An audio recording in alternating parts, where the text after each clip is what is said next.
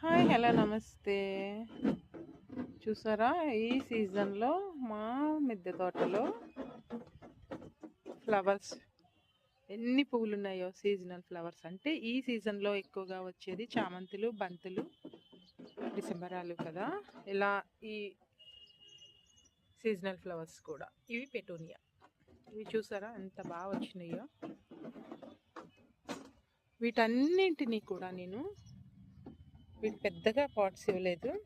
ఇప్పుడు సీజనల్ కాబట్టి ఇలా ఈ 50 రూపీస్ యాక్చువల్గా వీటిని నేను మొక్కల కిందకి కుండీల కిందకి పీటల కింద తీసుకున్నాను.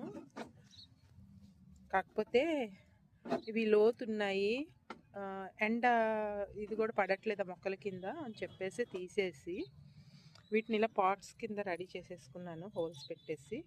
ఈ గ్యాప్ కవర్ చేయటం కోసం ఇలాంటి షీట్లు పెట్టాను. కొంచెం మట్టి ఎక్కువ పడుతుంది కాబట్టి, ఇది లోతు తక్కువ కదా, ఈ లోతు తక్కువ కాబట్టి ఇది కవర్ చేయటం కోసం ఇలాంటి షీట్స్ పెట్టి కవర్ చేసుకున్నాను.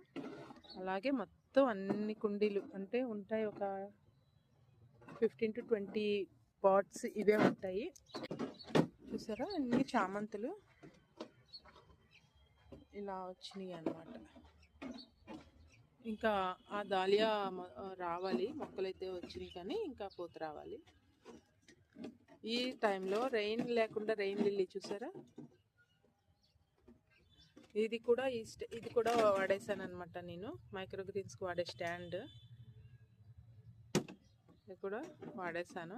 నేను వాటికి వేరే సెటప్ చేసుకున్నానని చెప్పి వీటిని ఇలా వాడేసాను అనమాట. ఈ సీజనల్ ప్లాంట్స్కి పనికొస్తుందని. వాటికి ఎక్కువ డెప్త్ అవసరం లేదు కదా, లోతు ఎక్కువ అవసరం లేదు సీజనల్ ప్లాంట్స్కి.